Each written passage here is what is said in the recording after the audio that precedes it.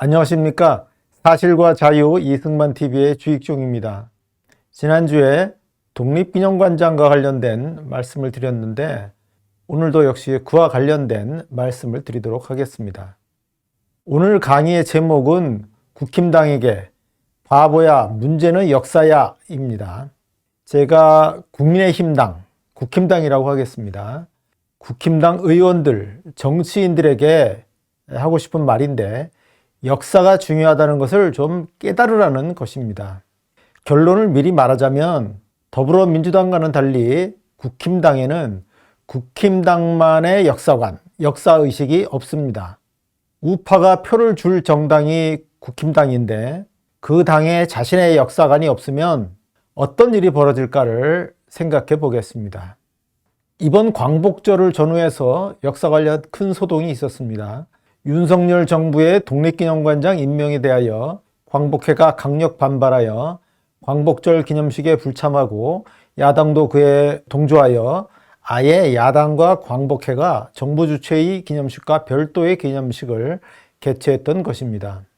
그런데 이번 사태에서 주목할 점은 윤석열 정부가 독립기념관장의 중도적 인물을 기용했는데도 광복회와 야당이 뉴라이트, 친일 프레임을 걸면서 격하게 반발했다는 것입니다.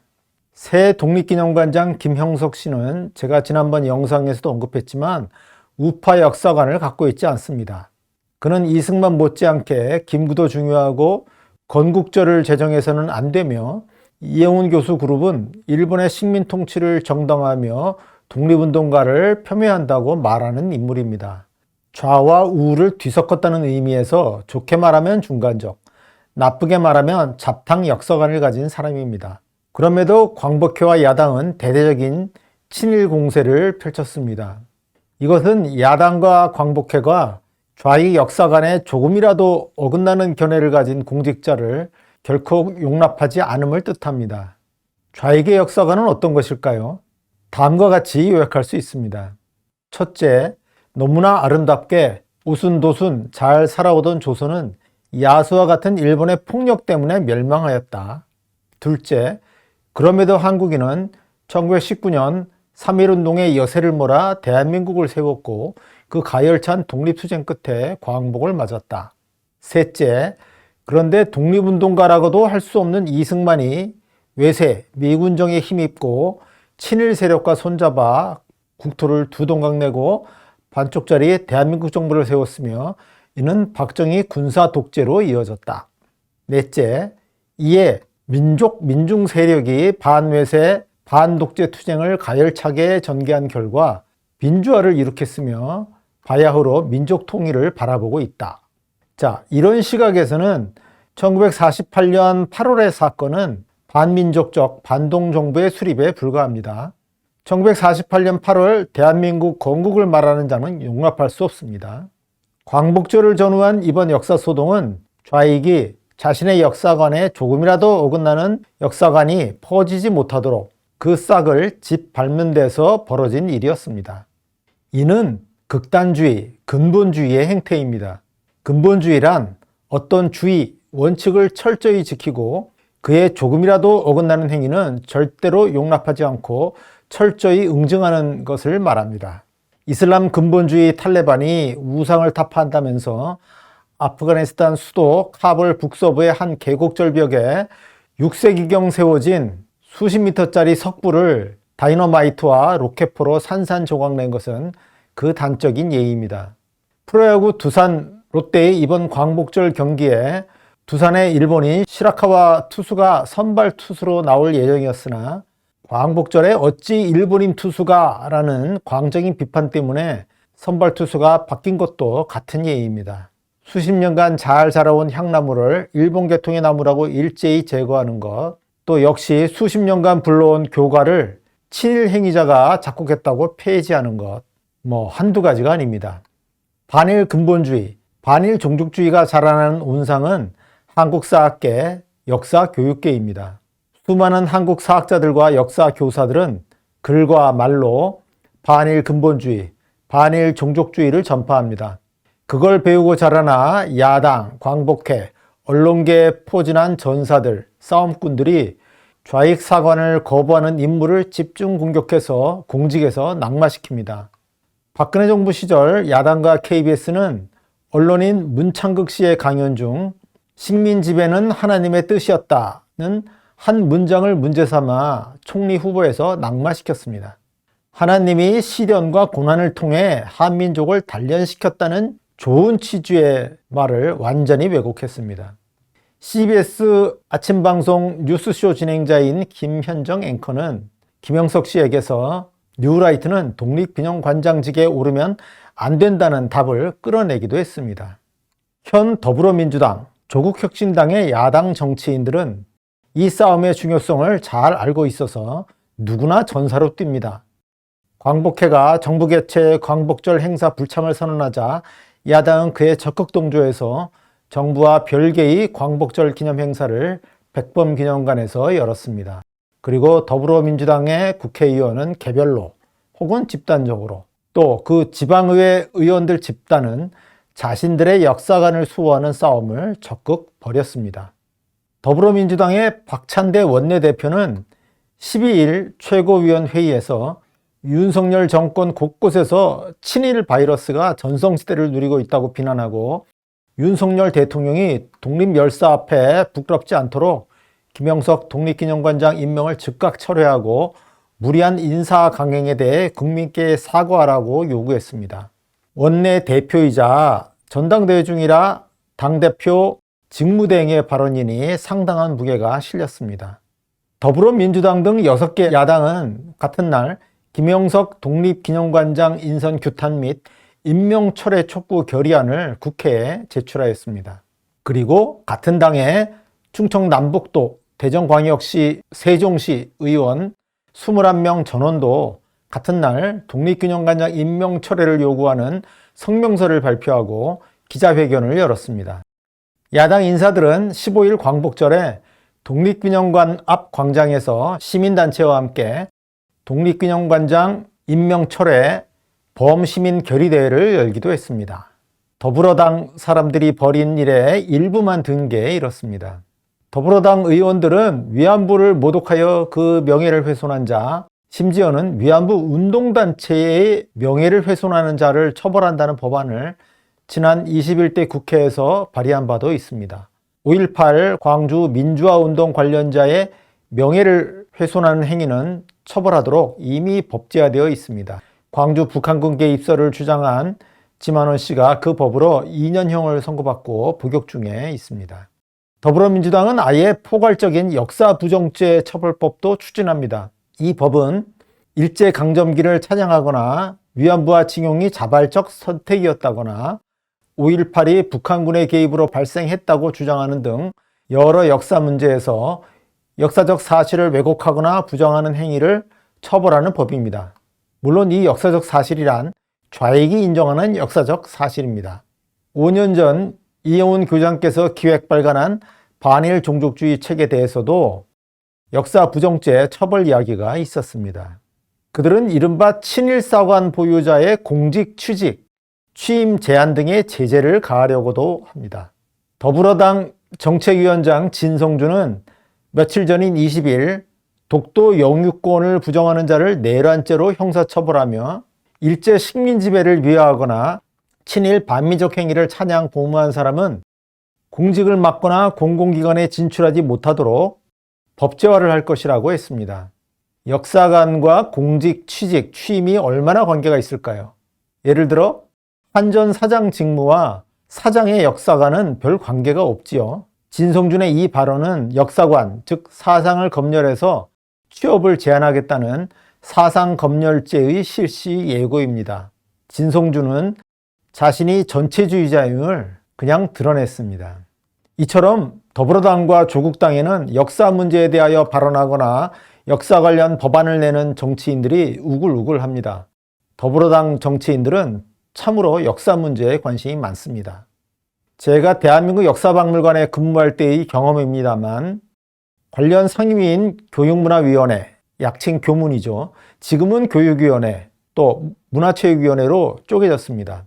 이 교문위 소속의 더불어당 쪽 의원들 대부분은 매년 가을 국정감사 때 대한민국 역사박물관 전시와 교육, 자료 수집 등에 관해 많은 자료를 요구하였습니다. 기억나는 의원만 해도 화면에서 보시는 것처럼 유은혜, 유기홍, 도정환, 안민석, 배재정, 박홍근, 김태년 등입니다. 다들 한가닥한 사람들입니다. 제가 박물관 화계연구실장이던 때 마침 박근혜 정부가 국정교과서 발간을 추진하였고 2016년 6월 제가 국사편찬위원회 의뢰로 초고에 대한 검토를 한 적이 있습니다. 그런데 그해 가을 최순실 사태가 터졌고 결국 12월 초 국회에서 박근혜 대통령 탄핵이 의결되었습니다. 더불어당은 박근혜 대통령의 국정 운영 전반을 탈탈 털기 시작하였는데 교문위원이던 유은혜가 박물관 화계실장인 저의 국정교과서 초고 검토 사실을 알고는 규정 위반 사실을 찾아내려고 저의 휴가 내역 일체, 역사교과서 관련 출장 내역 일체, 심사료, 수령 내역 등 자료를 내라고 했습니다. 바로 화면의 서면입니다. 제가 외부 심의회의에 연가 내지 않고 출장으로 갔나 체크하려는 것이었습니다. 외부 회의 가면 돈을 받으니 그걸 출장 처리하면 안 되는 것입니다. 문제된 건 없었지만 당시 더불어당 사람들은 이렇게까지 세세히 터는구나 하고 감탄 비슷하게 한 적이 있습니다.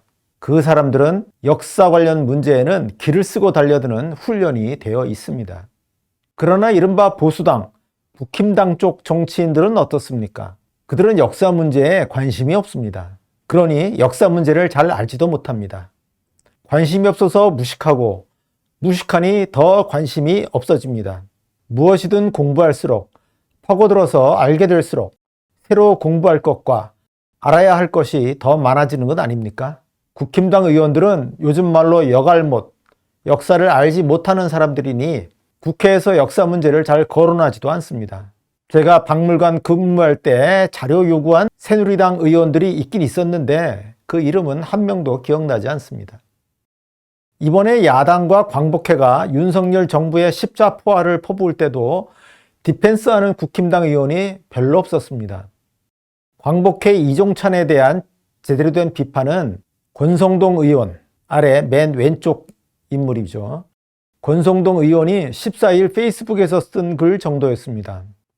그는 1919년 건국설은 선언적 건국이고 1948년 건국설은 실질적 건국이므로 둘이 모순되지 않는다고 반박하였습니다. 권 의원 외에는 광복회를 비판하는 의원도 광복회의 기념식 참석을 종용하는 정도였습니다. 독립기념관장 인선에 불만이 있어도 광복회가 광복절 기념식에 불참해서 되겠냐. 반쪽 광복절은 안 되니 광복회는 참석하라고 요청했을 뿐입니다. 이종찬 회장과 야당 인사들을 제대로 비판하고 꾸짖은 국힘당 정치인은 거의 없었습니다. 국힘당의 한동훈 대표는 이 문제에 침묵했습니다. 그가 이번 관장 인선을 옹호하는 입장이라면 그는 정부와 김 관장을 엄호하는 목소리를 냈겠지만 그의 침묵은 그가 김영석 관장 임명에 동의하지 않음을 뜻합니다. 당대표가 된 지 얼마 되지도 않는데 또다시 윤석열 대통령과 대립각을 세울 수는 없기에 이 문제에 관해서는 말을 안 한 것으로 해석됩니다. 평소 온갖 문제에 대해 똑부러지는 논평을 하던 그가 이 난리법석난 안건에 침묵한 것은 매우 이례적입니다. 다수 의원 역시 아무 말도 안 하고 침묵했는데 역시 속으로는 이번 인선에 부정적이지 않았을까 합니다. 한편 오히려 광복회와 야당에 동조하는 국힘당 정치인들도 나타났습니다. 지난 4월 총선에서 민주당에서 컷당한 후 국힘당에 입당했다가 낙선한 이상민 전 의원은 광복회 등으로부터 환영받지 못할 인사를 왜 독립기념관장에 임명했느냐라면서 대통령이 임명을 처리해야 한다고 비판했습니다. 그야 본디 더불어당 사람이니 이해는 갑니다. 홍준표 대구시장은 상해 임시정부가 대한민국의 법통이고 건국절 논란이 이해되지 않는다고 논평했습니다.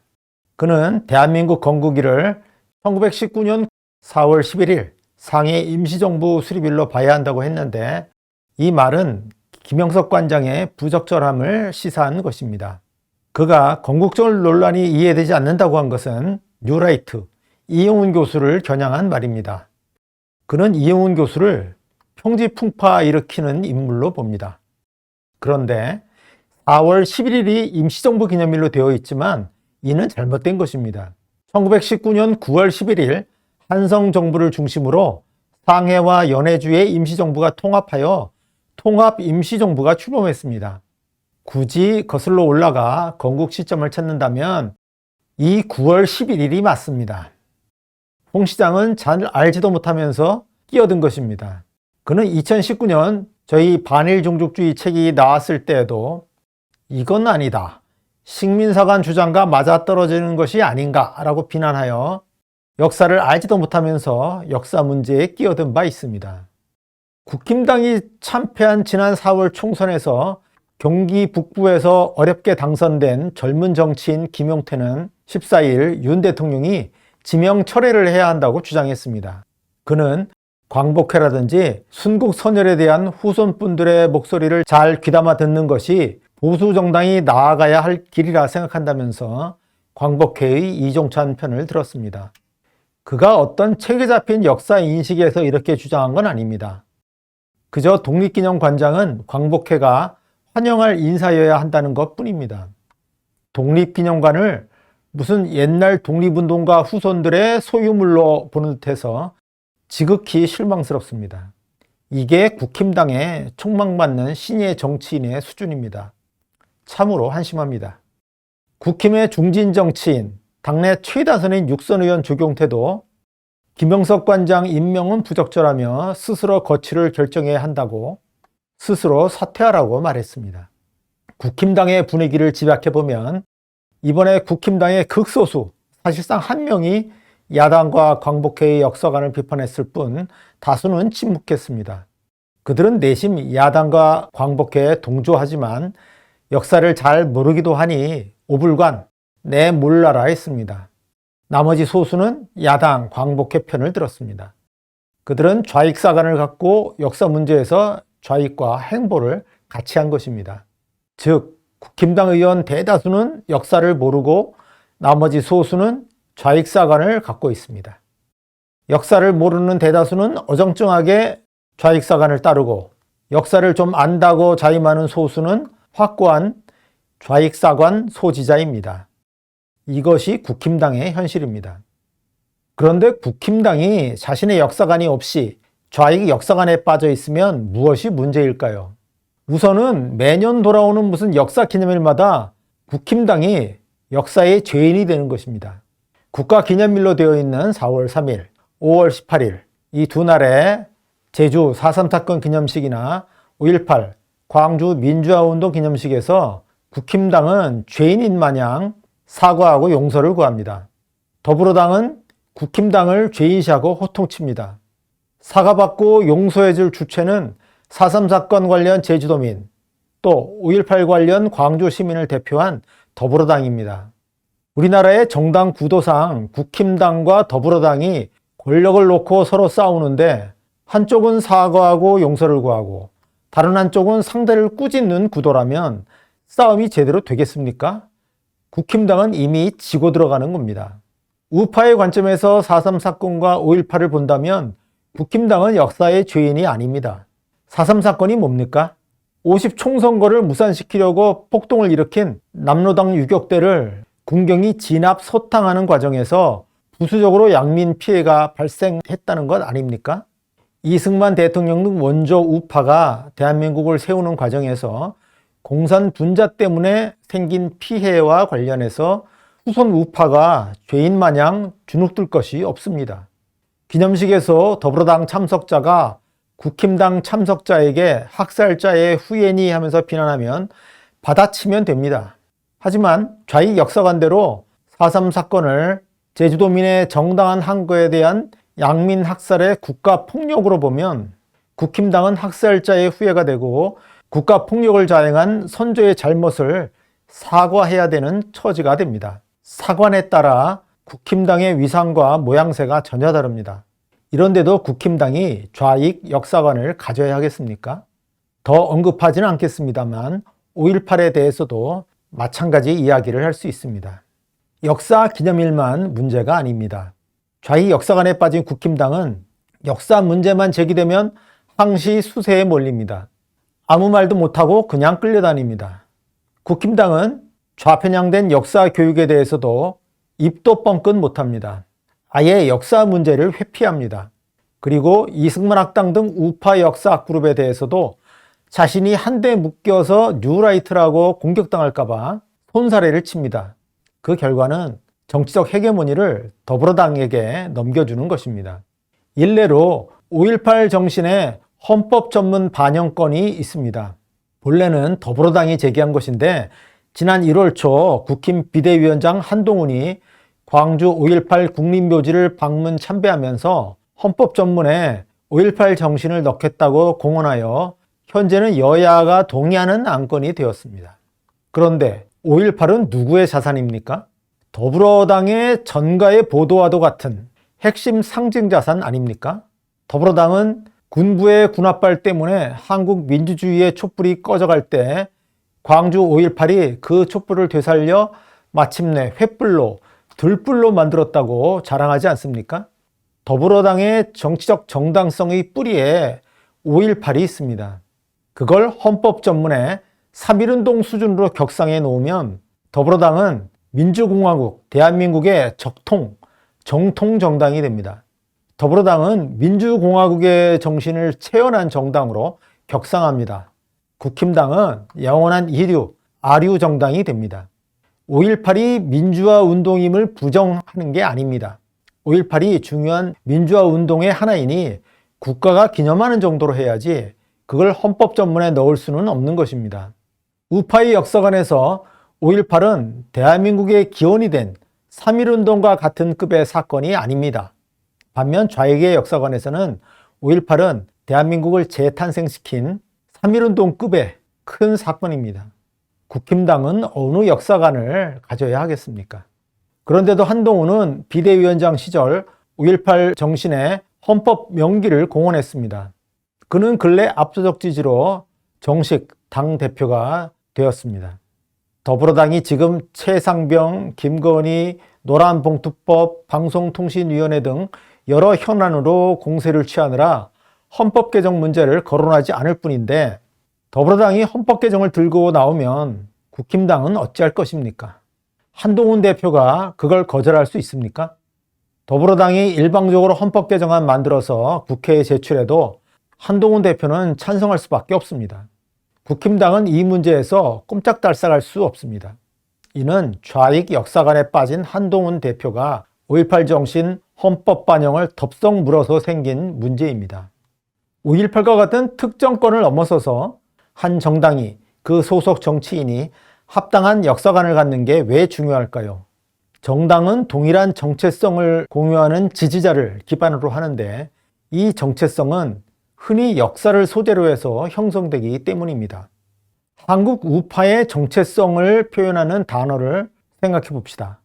자유, 독립, 국방과 치안, 법치, 시장경제, 사유재산권, 근면, 실적에 따른 보상, 자기책임 혹은 자조, 경쟁, 수월성 추구, 곧 잘 되려는, 최고가 되려는 마음가짐, 효율성, 성장과 번영. 빠진 것도 있겠습니다만 이 정도를 꼽을 수 있습니다. 반면 한국 좌파의 정체성을 표현하는 단어는 무엇일까요? 민주, 평등, 더불어 살기, 곧 상생, 분배, 복지, 약자 배려, 사회 책임 혹은 국가 책임, 민중, 평화, 차별반대, 반외세, 민족, 남북화해, 남북통일 등을 꼽을 수 있습니다. 좌우 각 진영의 학자 정치인이 정치사와 정치철학, 경제학 논리를 동원해서 각각의 정체성을 명문화할 수 있지만 일반 국민은 그런 사회과학적, 정치철학적 개념을 이해해서 자신의 정체성으로 받아들이지는 않습니다. 그건 불가능합니다. 그 대신 사람들이 성장하면서 또 사회생활을 하면서 알게 된 역사 이야기, 그들이 역사적 사실로 배운 것이 그들의 정체성 형성에서 큰 비중을 차지합니다. 농민들이 압제와 수탈 없는 새 세상을 만들기 위해 봉기했다고 하는 동학 농민봉기 이야기에서 사람들은 평등과 더불어 대동을 떠올리고 그에 공감합니다. 침략의 원흉 이토 히로부미를 처단한 안중근에게서 사람들은 목숨까지 내놓은 강고한 독립의지를 떠올리고 공감합니다. 조선 농민의 토지를 수탈했다는 토지조사 사업에서 사람들은 일제히 수탈에 치를 떨게 됩니다. 청계천변 피복 공장의 저임금, 장시간 노동에 분신으로 항거한 전태일을 보고 사람들은 노동 착취에 분노하고 평등과 분배, 복지에 공감합니다. 이른바 양극화 사회에서 사람들은 상생, 더불어 살기를 떠올리고 공감합니다. 각 역사 사건의 진실이 어떠한 것인지, 예를 들어 토지조사 사업 때 정말 수탈이 있었는지는 중요하지 않습니다. 각 사건의 편집된 역사, 편집된 이야기로부터 사람들은 좌파의 정체성을 쉽게 습득합니다. 마찬가지로 역사 이야기에서 우파의 정체성을 만들 수도 있습니다. 조선왕조 시대에 태어나 개화기의 신학문을 배우고 국정개혁운동을 하다가 오랜 감옥 생활까지 했으며 석방 후 미국 최고 명문대에서 박사학위를 받은 후 독립운동에 투신하여 결국 대한민국을 세웠으며 한미동맹으로 나라를 수호한 이승만 대통령에게서 사람들은 자유와 독립, 국가안보, 우방과의 국제협력을 떠올리고 공감합니다. 북한의 남침으로부터 대한민국을 지킨 한국군에게서 사람들은 위국 헌신, 나라를 위한 헌신을 떠올리고 공감합니다. 잘 살아보자는 구호로 국민을 일깨워 고도 경제성장을 이룩한 박정희 대통령에게서 사람들은 근면, 자조, 번영을 떠올리고 공감합니다. 가히 무에서 출발해 세계 인류의 전자, 자동차, 철강, 화학기업을 만들어낸 한국의 기업가들에게서 사람들은 나도 할 수 있다, 나도 최고가 되겠다는 마음을 먹습니다. 자신과 가족의 생활을 위해 독일의 탄광, 베트남 정글, 중동 사막 등지에서 일한 근로자들에게서 사람들은 가족을 위한 헌신, 자립심을 떠올리고 공감합니다. 이런 식으로 역사를 소재로 하여 우파의 정체성을 만들고 전파할 수 있습니다. 이렇게 각기 만들어진 좌파, 우파의 두 정체성은 서로 대립하며 경쟁합니다.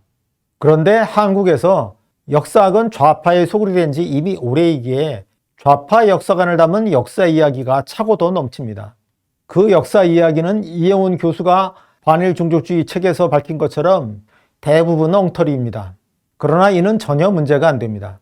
이 가짜 역사 이야기는 학교 교육 채널을 통해 또 각종의 문화 콘텐츠에 담겨서 다수 국민에게 널리 전파되어 그 머릿속을 차지했습니다. 좌익 역사관에 물든 다수 국민은 좌익의 정체성을 갖게 되었습니다. 이 다수 국민은 선명한 좌익 정체성을 선보이는 더불어당을 지지합니다. 다수 국민에게서 외면당한 국힘당은 중도 표심을 잡겠다고 자신의 역사를 개조하고 본연의 우파 역사관도 버립니다. 국힘당은 좌익이 친일 독재자라 낙인 찍은 이승만과 박정희를 자신의 역사에서 지웁니다. 국힘당은 1997년 만들어진 한나라당부터 자신의 역사라 합니다. 한나라당은 사실상 김영삼의 신한국당이 당명을 바꾼 것에 불과하며 또 신한국당은 그전 노태우의 민자당이 역시 이름을 바꾼 것에 불과한데도 국힘당은 그 전 역사를 모두 지웠습니다. 또 국힘당은 좌익이 친일 독재의 뉴라이트 사관이라 공격하는 우파 본연의 역사관을 버렸습니다. 더불어당 의원들이 황당한 역사 유튜버 황현필을 불러서 강연을 듣는 것과 달리 국힘당 의원들은 이영훈 교수를 부르지 않습니다. 이렇게 국힘당은 성의를 다해 좌클릭했지만 좌파 성향 국민이 이를 보고 감동해서 국힘당에 표를 주지는 않습니다. 국힘당이 5.18 묘지에 가서 무릎 꿇고 사죄한다고 해서 호남 사람들이 국힘당에 표를 주지는 않습니다. 국힘당은 오히려 집토끼마저 잃습니다. 우파 성향 국민은 잡탕 정체성을 가진 국힘당에 실망하고 떠납니다. 중도 성향 국민은 정체를 알 수 없는 국힘당보다는 단일 대오의 더불어당을 지지합니다. 결국 국힘당은 선거에서 또 집니다. 자기 목소리를 내는 사람과 우물쭈물하는 사람 중 누가 지지자를 얻을 수 있을까요? 소비자가 원조 가게와 아류 가게 중에서 원조를 택하듯이 사람들은 역시 정체성이 분명한 원조 더불어당을 택하고 정체성이 뒤죽박죽인 아류 국힘당을 외면합니다. 자신만의 역사관, 자기 정체성이 없는 국힘당은 자신만의 역사관, 자기 정체성이 뚜렷한 더불어당을 당해낼 수 없습니다. 이중대는 일중대를 이길 수 없습니다. 국힘당이 지금의 잡당 정체성에서 벗어나지 못하는 한 선거에서 패배가 기본값, 디폴트입니다. 어쩌다 운 좋게 이길 수도 있겠으나 대개는 집니다. 식민지를 경험한 나라로서 세계 선진국 반열에 든 나라는 대한민국이 거의 유일하고 거기에는 이승만과 박정희의 공이 절대적이었지만 오늘날의 이 선진국에서는 이승만과 박정희가 부패하고 무능한 독재자 취급을 받습니다. 이렇게 된 것은 좌익 역사관이 득세했기 때문입니다. 좌익 역사관에 물든 다수의 국민이 대한민국을 세우고 발전시킨 진정한 공로자를 모르는 것입니다. 더불어당의 전신, 조상인 1950년대 민주당, 1960년대 이후의 신민당은 각기 이승만과 박정희의 국정에 반대만 했을 뿐입니다. 그럼에도 그 후에는 오늘날 정치적 헤게모니를 획득하였습니다. 이것은 좌익이 다수 국민들에게 좌익 세계관과 역사관에 물을 들이고 그들로부터 정치적 지지를 얻어낸 결과입니다. 한국의 좌익은 역사학을 장악함으로써 현실을 장악하였다고 하겠습니다. 자, 오늘 말씀을 맺습니다.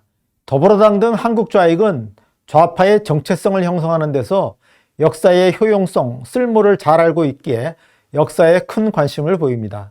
그들은 역사 문제만 나오면 누구나 달려나와서 싸움을 벌입니다. 반면 역사의 무지에서 패배한 국힘당은 패배의 원인도 모른 채 오늘도 여전히 역사에 무지하고 무관심합니다. 국힘당은 이번 광복절 소동 때도 아무런 반격을 하지 못했습니다.